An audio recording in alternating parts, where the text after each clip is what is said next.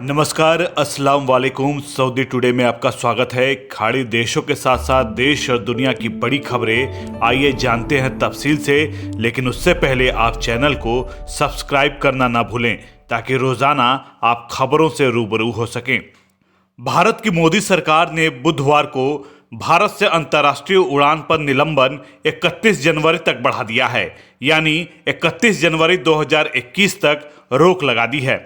एक आधिकारिक बयान में कहा गया है कि यह प्रतिबंध अंतर्राष्ट्रीय ऑल कार्गो परिचालन और डीजीसीए यानी नागरिक उड्डयन महानिदेशालय द्वारा अनुमोदित उड़ानों पर लागू नहीं होगा। हालांकि अंतर्राष्ट्रीय उड़ानों को सक्षम अधिकारी द्वारा चुनिंदा मार्गों पर केस टू केस बेसिस पर अनुमति दी जा सकती है। हाल के दिनों में भारत ने कई देशों के साथ एयर बबल समझौते किए हैं, जिसके तहत उड़ानों का परिचालन हो रहा है। इस प्रकार की व्यवस्था दोनों देशों के नागरिकों को एक दूसरे के देश में यात्रा करने की इजाजत देती है। कोरोना के प्रसार को रोकने के लिए देशव्यापी लॉकडाउन के चलते 25 मार्च से यात्री हवाई सेवाओं पर रोक लगा दी गई थी।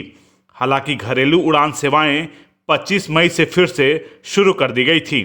तो आपको एक बार फिर बता दें कि मोदी सरकार ने बुधवार को भारत से अंतर्राष्ट्रीय उड़ान यानी इंटरनेशनल फ्लाइट पर 31 जनवरी 2021 तक रोक लगा दी है। एक आधिकारिक बयान में ये कहा गया है कि ये प्रतिबंध अंतर्राष्ट्रीय ऑल कार्गो परिचालन और डीजीसीए द्वारा अनुमोदित उड़ानों पर लागू नहीं होगा।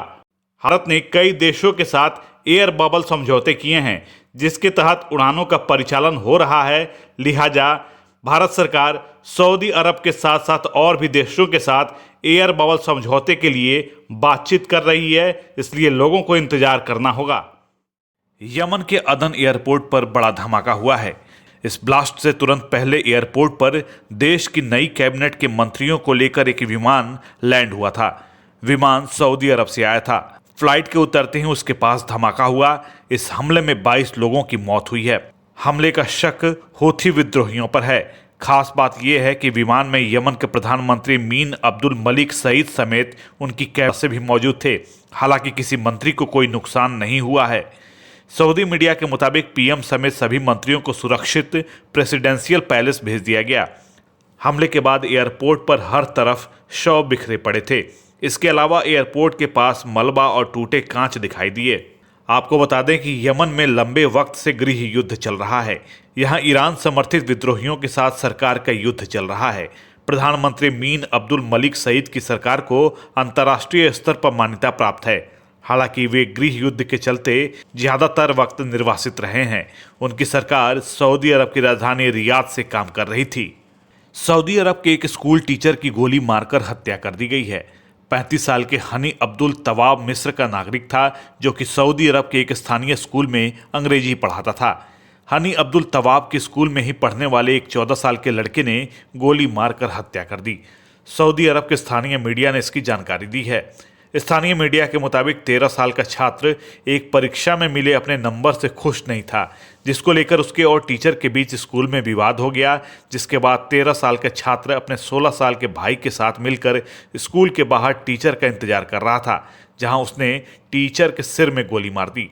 गोली लगने के बाद टीचर को रियाद के एक अस्पताल में भर्ती कराया गया, जहां टीचर ने दम तोड़ दिया।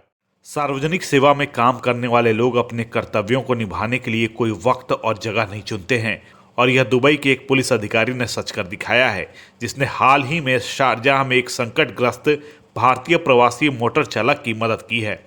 दुबई में नौकरी करने वाले एक भारतीय प्रवासी दुबई निवासी अब्दुल वहाब के मुताबिक एक ऑफ ड्यूटी पुलिसकर्मी ने उनके फटे टायर को बदलने में मदद की। उन्होंने कहा कि मेरा सामने का टायर फट गया था और मैंने इसे बदलने के लिए रोड शोल्डर पर खींच लिया, लेकिन मैं ऐसा नहीं कर सका क्योंकि मेरे घुटने में काफ़ी समस्या है। इसके बाद उन्होंने काफ़ी लोगों से मदद ली, लेकिन किसी ने भी उनकी मदद नहीं की। सबने मदद करने से इनकार कर दिया क्योंकि यह बहुत ही गर्म था।